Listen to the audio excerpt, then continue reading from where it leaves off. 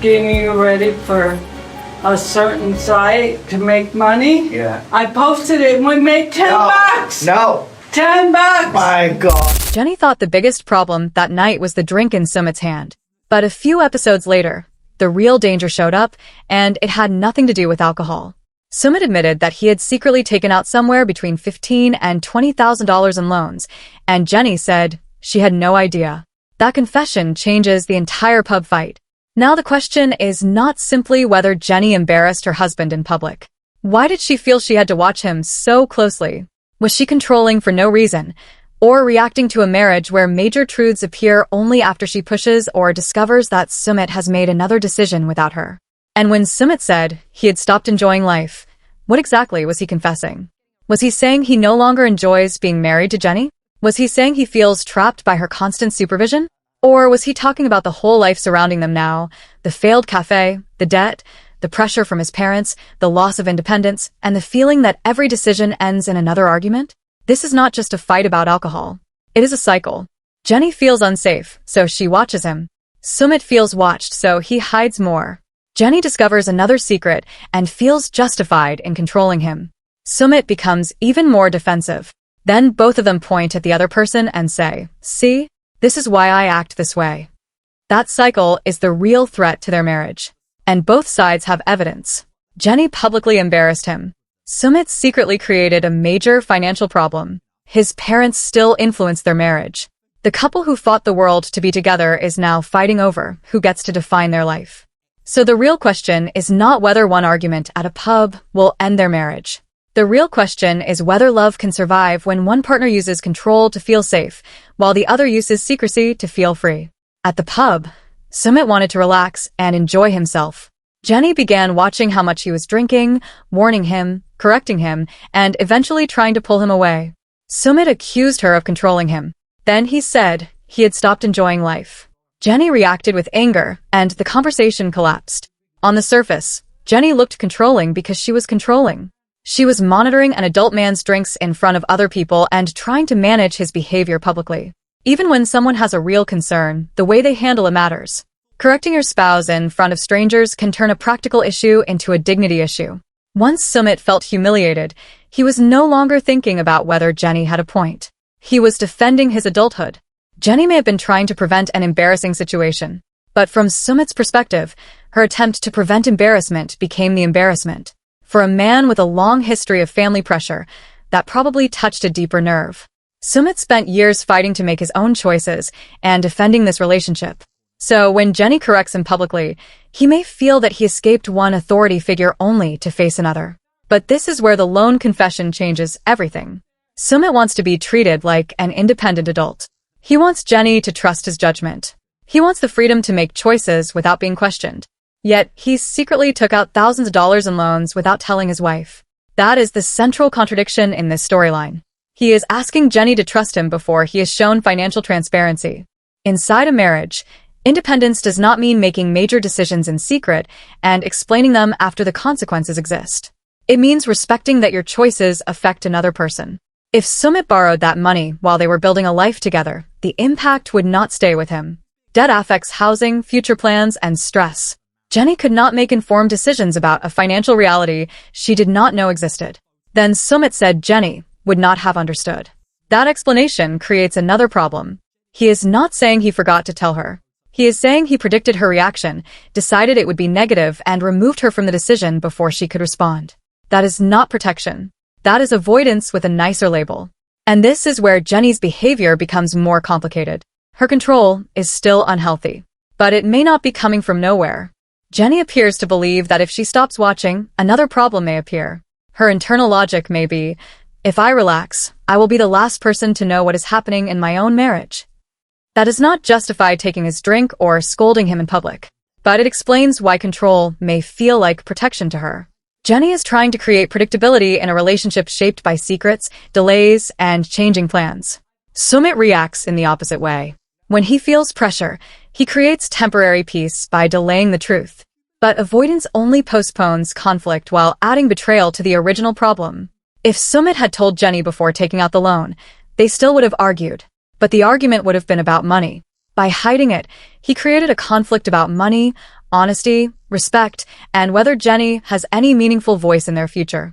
That is why the debt is more damaging than the pub scene. The drinking argument is subjective. We do not fully know how intoxicated Sumit was. We do not know whether Jenny has seen a serious pattern off camera. We only know that she believed she needed to intervene, and he believed she was treating him unfairly. The debt is concrete. The money was borrowed. Jenny said she did not know, and Sumit admitted making the choice without her. And now his statement about no longer enjoying life becomes more complicated. It would be easy to say he meant he stopped enjoying life with Jenny. But that is not exactly what he said. He may no longer enjoy a marriage that feels tense and supervisory. He may still love Jenny but hate the version of himself he has become. Or he may be exhausted by the entire setup, living with his parents, a failed café, financial pressure, family duty, and constant conflict. Maybe he was not saying, "I do not love you anymore." Maybe he was saying, "I do not recognize my life anymore." Those are different confessions, but both are serious. The emotional structure of this marriage has become a fight between safety and autonomy. Jenny wants security. She wants proof that Sumit can be dependable, honest, and prepared for the future. Sumit wants freedom. He wants proof that Jenny still sees him as an equal husband, not as a younger man who needs supervision. Neither need is unreasonable. The problem is what they do with those needs. Jenny turns safety into control. Sumit turns autonomy into secrecy. The more Jenny controls, the less free Sumit feels. The more he withholds, the less secure Jenny becomes. It is a closed loop. Trust cannot be rebuilt through surveillance, and honesty cannot be created through avoidance. Jenny has to stop taking over, and Sumit has to prove that freedom does not mean hiding decisions until the damage is done. Their communication styles make the problem worse. Jenny kommunikates fast. When she sees danger, she warns, pushes, and demands answers. From her perspective, she is preventing another disaster. From Sumit's perspective, she has already decided he is guilty. Sumit communicates through delay. Instead of privately saying, "I feel controlled and embarrassed," he says he has stopped enjoying life during a public argument. Instead of saying, "We have a serious financial problem," he borrows the money and reveals it later. Jenny confronts too early and too aggressively. Sumit confronts too late, after the problem has grown. For Jenny, the real issue is reliability. For Sumit, the real issue is respect. That is why the pub argument could never be solved by counting drinks. Even if Sumit had stopped drinking, he would still feel controlled. Even if Jenny had allowed another drink, she would still feel she could not depend on him. Then we have the family situation, which may be the biggest structural problem in their marriage. For years, Sumit's parents were the obstacle. Their acceptance eventually looked like victory. But acceptance did not create independence. Jenny and Sumit later moved into his parents' home because of financial pressure. So the family may no longer be openly trying to end the marriage, but they still influence how it functions. They affect housing, money, Sumit's sense of duty, and Jenny's sense of belonging. The move was supposed to help financially, but according to Sumit, his parents stopped paying their portion after several months. Jenny and Sumit lost their independence without keeping the financial benefit that justified it. Instead of making a new plan together, Sumit borrowed money without telling her. Then Sumit said that culturally, he has to put his parents first. That deserves careful analysis. This is not a lazy India versus America argument. It is about Sumit's personal definition of duty. He believes being a good son requires prioritizing his parents. Jenny believes marriage should make the couple the main decision-making unit. Those beliefs can coexist only with clear boundaries. Sumit can support his parents without giving them practical control over decisions that affect Jenny. But if putting my parents first means Jenny learns about debt after it happens, lives in a home she does not want, and accepts financial choices she did not approve, then culture becomes a way to end the conversation instead of solving it. The age gap adds another layer, but not for the cheap reason people usually use. The problem is not simply that Jenny is older. Their life stages may be pulling them toward different versions of happiness. Jenny wants stability and a dependable home. Sumit may still want career purpose, social freedom, and the feeling that his life is expanding. But hiding debt is not a healthy way to protect freedom. And Jenny wanting security does not automatically make her controlling. But public supervision can create a parent-child dynamic. Jenny starts acting like the responsible parent because she believes Sumit cannot be trusted. Sumit starts acting like the frustrated child because he feels he cannot make choices without permission. Then his secrecy reinforces her belief that he is irresponsible, and her control reinforces his belief that honesty only leads to punishment. Their behavior gives the age difference power. Viewers are divided over who deserves more sympathy. Some fans feel Jenny embarrassed Sumit and say the concern should have been handled privately. That reaction makes sense. Public correction usually creates defensiveness, not accountability. Other viewers believe Jenny may know an off-camera pattern. That is possible, but not confirmed. Her concern proves she sees a risk, not the full extent of that risk. A different section of the audience suspects production amplified the alcohol storyline because Sumit's drinking was not a major theme in earlier seasons. A retreat with alcohol, new cast members, and cameras is not exactly an accidental laboratory. Producers are very good at creating conditions where private resentment gets a public microphone. But production did not invent the hidden debt. It did not invent Sumit's resentment. The setting may have pushed the conflict forward, but the conflict was already there. Some fans see a life stage problem. Jenny wants peace. Sumit wants freedom. Neither is automatically wrong, but love cannot erase two very different visions of daily life. For years, their relationship had an obvious enemy. His parents opposed them, social expectations worked against them, and Jenny moved countries to fight for recognition. Every obstacle gave them a shared mission. But what happens when the world stops actively trying to separate them?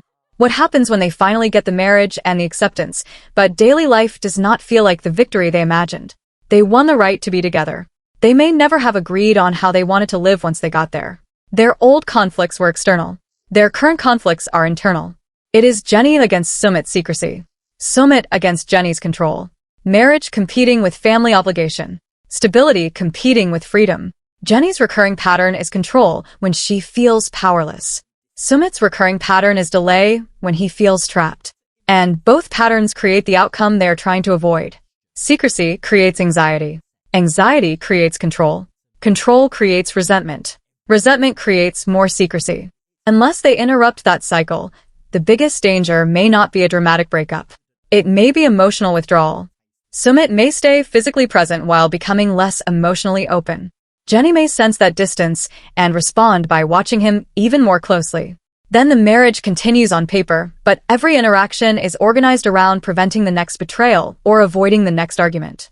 Jenny's confirmed health situation also changes how viewers process these scenes.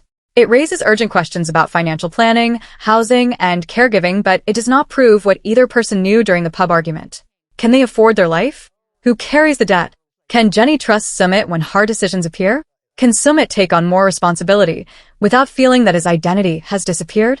As for whether their marriage is finally over, an immediate breakup still seems less likely than the headlines suggest. But staying together does not mean the problems are solved. My prediction is that the debt will become a bigger trust issue than the alcohol. The drinking conflict depends on perception. The debt gives therapy something concrete to examine. Why did Sumit hide it? Who repays it? Did his parents know?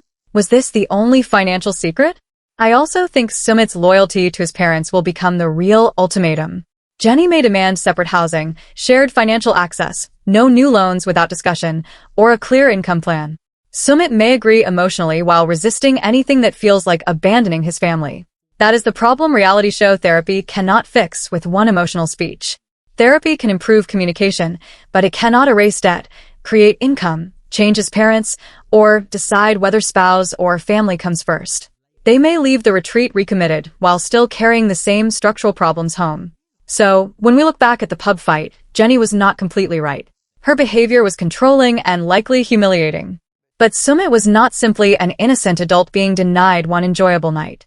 His later confession shows that Jenny's distrust exists inside a marriage where he has made major decisions without her knowledge. He wants the freedom to be trusted, but trust requires transparency. Jenny wants security, but security cannot be created through constant supervision. His parents are not the only problem, but their involvement exposes the lack of boundaries. The age gap is not automatically destroying them, but their behavior keeps turning it into a parent-child dynamic. And the biggest risk may not be that they break up. It may be that they stay together while slowly losing the ability to feel safe, respected, and honest with each other. So, here's the real question.